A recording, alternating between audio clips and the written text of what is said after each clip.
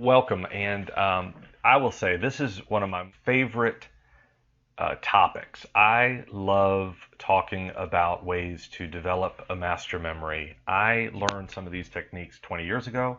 I learned some of these other techniques 10 years ago, and these are incredible techniques, strategies for learning how to quickly and easily learn things, store things, and be able to recall them. And I am delighted to be sharing them with you because I know that they are going to make a huge difference in terms of how you feel about memorizing information, whether it's for school, whether it's for projects, whether it's for sports, whatever it is, this is going to be incredibly valuable to you.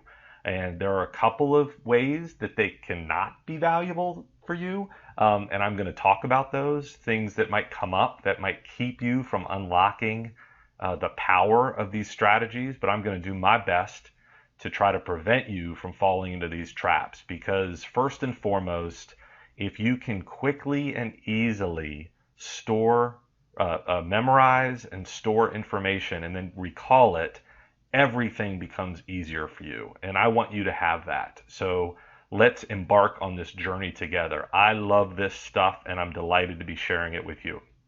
So let's tackle this in terms of why to develop a master memory. And then we'll also talk about why some people develop bad memories. They're not good at memorizing. So first off, let's talk about what life is like when you don't have these strategies.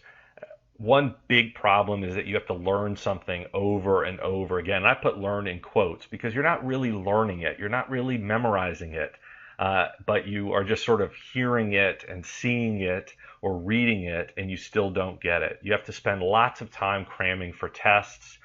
You might not get the kind of grades that you want, which then leads to conflict with parents. You might feel stupid because you're like, I don't get this stuff. And that leads to a lack of confidence, which is really hard in school. You might even start to avoid certain subjects because you just don't get it. It's just hard for you. And then you watch other students get things easily and you're feeling like you're not as good as them. And that's just not the case. Some people have developed strategies. They might not even know they have strategies, but they've developed strategies to be able to learn. And some people don't develop those strategies. And the ones who do develop those strategies succeed, and it's easier for them, and the others don't. So I don't want that to be the case for you. Here are some of the benefits of developing these strategies. Less time on homework, which means more time on other things. Okay, whatever it is that you like to do or you prefer to be doing rather than trying to absorb information and it just not sinking in, you can do it, which means more fun, less conflict with parents because you're going to be doing the stuff. It's going to be easier for you to do the stuff that you need to do in order to be successful in school, which is going to lead to better grades. One also really cool thing about this is that you can truly astound your family and your friends and your teachers with how much you can remember and how easy it is for you to remember. Stuff that you remember that you were exposed to for a very short period of time, you'll retain. Stuff that you need to keep for a long period of time, you'll retain. And then that can also lead to academic awards and achievements. We're talking about honor roll. We're talking about scholarships. We're talking about great scores on tests. We're talking about being able to get into the classes or to the programs that you want to be able to. We're also talking about when you start to work, just being more successful because you're able to capture and organize and store that information better. So this is a real win situation. Some of the places, I want you to add, and I'm going to ask you to add what you would why you want a master memory, but some of the areas are learning math formulas, just being able to have those stored and easily accessible in your head, any kind of scientific formulas or scientific information. I'm a former history teacher. History, it's people, it's places, it's dates, it's events, its causes, its effects, its significance. All that stuff can be easily accomplished, recalled, and stored. Government information, constitution, Supreme Court dates, electoral politics, geography, obviously, technology. I'm a programmer, and the more that I can have the information at my fingertips, the faster I am in terms of developing technology.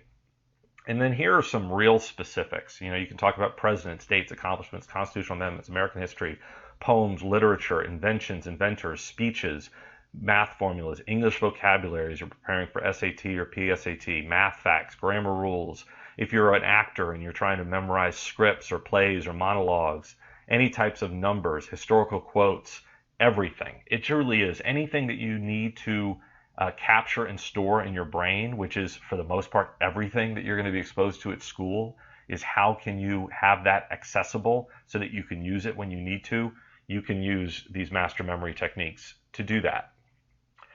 So I want you to share with me why you want to develop a master memory. So pause the video and you can click on the answer button that says, how would being able to quickly and easily store and recall any piece of information help you? So that means, where will you use this? Where will this make your life better? So pause right now and answer that question. And then once you're done answering the question and click submit, it'll go on to the next video.